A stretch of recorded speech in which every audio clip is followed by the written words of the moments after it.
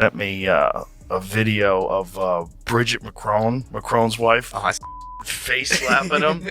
Yeah, that's wild, dude. My favorite is the look into the camera once he realizes I got caught.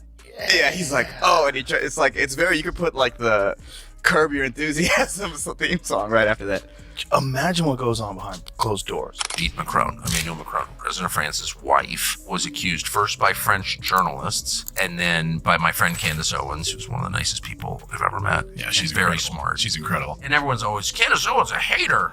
Candace Owens is the opposite of a hater, but Yeah. she's a very kind person. For whatever reason, Brigitte Macron has turned into a living example of why French Botox sales are skyrocketing. Witnessing Tucker Carlson and Joe Rogan go at her is like witnessing two heavyweights tag team a porcelain vase. With such blunt force sarcasm, Rogan targets her. Tucker treats her like a costly croissant that has been exposed to the sun for too long. Together, they create a conflagration on the shams that goes beyond a simple roast. Here, sit down. I haven't seen her sit She sits down like a dude. You know, dude, sit down. Sure. Watch this. Watch how she sits down. Bro, Macron's married to a man. What you have is a couple that is willfully getting away with, at best, like molestation, a sexual perversion, He runs the deviance, country. and he runs the This country. is not some random guy. Yep. And that's not in dispute. No, that's not. It was in dispute because they tried to at first say that he was 17. Now she's saying 15. The truth is, Emmanuel Macron was 14. I'll just go with 15 and say that's wrong. Yeah, right. Like, do we even need to? And well, that, I mean, yeah.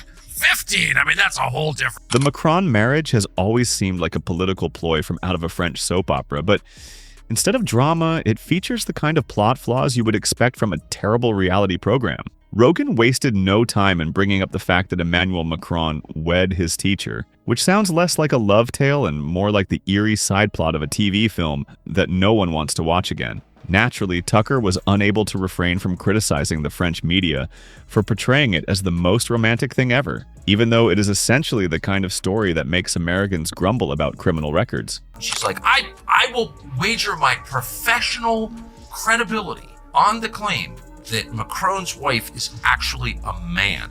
And I was like, oh, Candace Owens, I love you, but I think this is too crazy. Yeah. And then it turns out she's right. Yeah. What is so? Can you just explain? My mind is. If you like this video, please hit the bell symbol and subscribe to the channel. Like it's a UFC bout, Rogan throws himself into the age difference. Emmanuel was still learning how to shave when Brigitte graded his homework because she is 24 years older than him. If this were reversed and a male instructor had done the same thing to a young girl, Rogan noted, there would likely be a criminal trial, a Netflix documentary, and widespread indignation. It is celebrated like the Eiffel Tower in France, however. After that, Tucker joined in to analyze the media's double standards, laughing at how Brigitte is treated by the media as though she's France's Jackie Kennedy, when in fact, she's more of a plot twist from a French version of Eileen. Someone's bitch slapping you on a private jet. Like, what is that? Yeah. That's a weird relationship. Well, she was his teacher. If it was a she. Oh yeah, there's a whole like. There's a whole, like, yeah. There's a whole like thing. Bro, Candace Owens did like 5 hours on it. That's a little bit crazy. But yeah, she's the wrong dog to go after you. Like, Right. People don't worry about the age difference by itself. It's the ridiculous pedestal that it has been placed on. Rogan emphasized that Macron had not only married his instructor, but had used her as the first lady to build his entire political career, as if he were trying out for the position of most obedient student in the world. The optics, Tucker said, are almost too good. Leading the nation under the direction of the woman who once placed him in detention is the boy who never outgrows his schoolboy crush. More like a romantic comedy that forgot it was meant to be humorous. It's less like a presidency. What's happening right now is this massive protest in France. Massive protest in France. 9 million people on the street. Literally up This is in about the arms. Social Security change? Yes. Macron in France takes his fucking $80,000 watch off under the table while he's talking to people about tightening up and about how, this has to be. Brigitte has turned into a cartoon character. Rogan discredited the French media's portrayal of her as eternal elegance by drawing a comparison between her appearance and the lasting effects of someone losing a struggle with a Sephora counter. Although she is frequently featured in newspapers for her fashion choices, Rogan said that her sense of style seemed to be stuck somewhere between a failed Vogue audition and grandma at a cafe in Paris. Tucker then ridiculed the fixation on her attire, claiming that it is essentially a political ploy. Use Chanel coats as a distraction to keep people from seeing that her husband's popularity ratings are plummeting. But the fucking Brigitte Macron one is the craziest because I think she's right. Obviously I don't know. But at the end of the day, the first thing you have to say is, what kind of a 40-year-old dates a 14-year-old? Right. That's crazy. Well, that's the thing. Even if it's a woman and a man. Well, first of all, Kurt Metzger says it's 14. I think the internet says it's 15. Kurt Metzger was about it's definitely 14. He was younger than that. Maher jokes that the most amusing aspect is how hard France tries to protect Brigitte's reputation. Tucker called it ridiculous that in a culture that is supposed to be enlightened, even a joke about the First Lady needs a lawyer, mocking her incessant litigation against anyone who makes any insinuations about her private life. Blaming a weak political elite that worries more about roast than policy failings, Rogan went farther. As a warning, Brigitte, France's human Maginot line, will not stand up to criticism. Then came the more sinister blow. A teacher who saw a bright youngster, shaped him, and created a dynasty around him. For Rogan, it's more about grooming than a love tale. Acting like a student who is trying to turn in extra credit to win her approval, he mocked Macron as the perennial overachiever. People have done every bad thing, and I've never met anybody who's even been accused of that. Yeah. And yet you're describing two clusters of people where like tons of people in the orbit have been accused of or have in fact committed child molestation. The best part is, for me, that they kind of laugh in your face. That they want you to know. There's an element of it that's partially sadistic. Presidential portrait, Emmanuel Macron leaning against a desk, obviously the official presidential portrait. Yes. He chooses to put a book by André Gide on the table.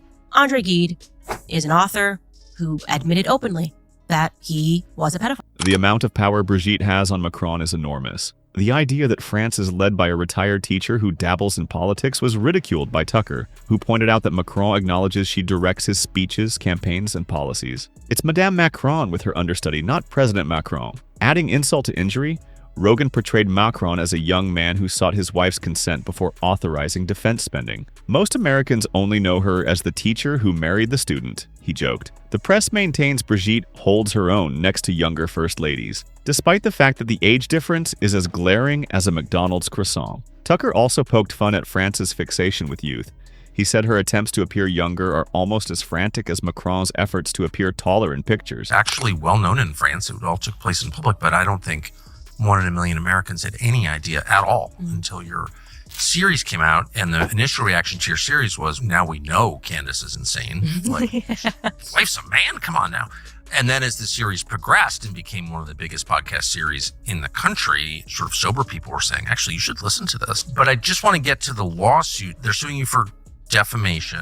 The rumors about plastic surgery, of course, almost write themselves. Rogan didn't avoid it at all costs. Brigitte's face seemed to have been in a never-ending struggle with gravity, which he found hilarious. Tucker mockingly commended the French media for portraying her as timeless, when, in fact, she is the ideal living example of a high-end dermatology commercial. The French public being forced to think she is perfect is like making them applaud a poor performance. They nod along because they're told it's part of the culture, even though they know it's awful. In particular, Rogan took pleasure in making fun of the role reversal dynamic. Tucker claimed that the entire marriage appears to have been staged, as if it were a fiction created by French elites seeking a romantic plot point for their president. But the result is so clumsy that Netflix would reject it for being too ridiculous.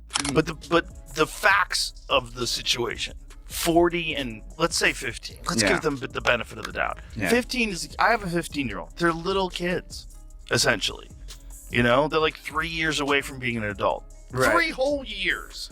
Well, you know what's interesting is that like I listen to a lot of true crime, and they'll say that like pedophiles and stuff will put themselves in situations where they can abuse, and I think that's why there's a lot of Nickelodeon thing. It's like the Jimmy Savile thing in England. The roast took aim at Brigitte's propensity to interject herself into political discussions. Being a background character isn't enough for her. She dives into cultural concerns, gives public talks, and works to improve France's reputation. The ridiculousness of a first lady dictating office hours and reprimanding citizens as if They were still. Her students was ridiculed by Rogan, as if voters had unintentionally enrolled in Brigitte's curriculum. Tucker criticized the undemocratic appearance of an unelected official with excessive power. Her cultural remarks seem like holdovers from the pre-internet period, making her less accessible to the TikTok generation, aside from being a source for memes. And even French youngsters aren't buying it. A 6-hour presentation on how Brigitte Macron is a man. I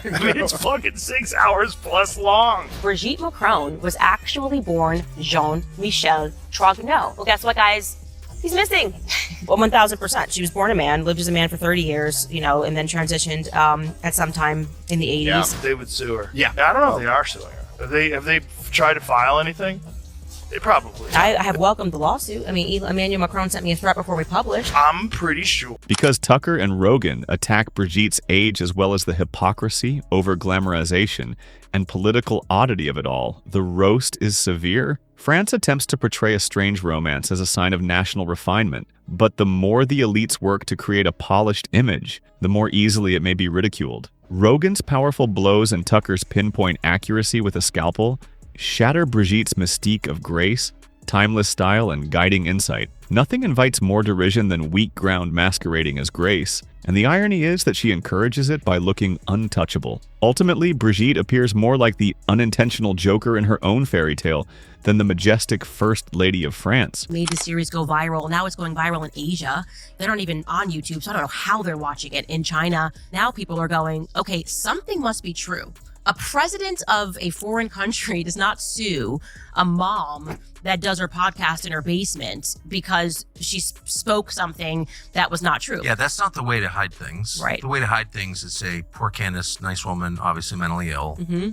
That's the way to do it, and sophisticated liars do that. Right. So it is interesting. The absurdity of France marketing Brigitte as a representation of advancement is brought to light by Rogan and Tucker, even though the entire arrangement seems to be a holdover from the nobility, with leaders selected for their appearance rather than their qualifications. Without red carpets and designer clothes, it's just a weird teacher-student romance with a PR team on overdrive, Rogan said. Every time someone from outside the French media laughs at the show, Tucker makes fun of them for pearl clutching. In addition, Rogan said that her frequent rebranding makes her appear less like a first lady and more like a political influencer, trying to remain relevant. While Tucker likened it to a marketing effort for a product that no one wants but is nevertheless promoted. She's hitting all of the fucking third rails that no one wants to touch. She's got a 6-hour presentation on how Brigitte Macron is a man. I mean, it's fucking 6 hours plus long. I don't know if she's even kind of right about that. I think she's right. But she's got a lot of shit to say on it. Bro, she would be getting sued right now instead of they're trying to bribe her. Instead of trying to give her money to shut the fuck up. Macron's hypocrisy is another. The man teaching young people to be serious was married to the instructor who evaluated his paper, Rogan reminded everyone. Tucker made fun of how ridiculous it is for a leader to advocate for modernity and principles while leading a lifestyle reminiscent of a tabloid from the 1990s. The disconnect is all the more hilarious given Brigitte's professional appearance. The French political elite appears so frail that every call to revere her as sacrosanct intensifies the punchlines, which is what hurts the most. The Macron tale is one of the most bizarre political soap operas in Europe, and no glossy spread or Chanel jacket can conceal that.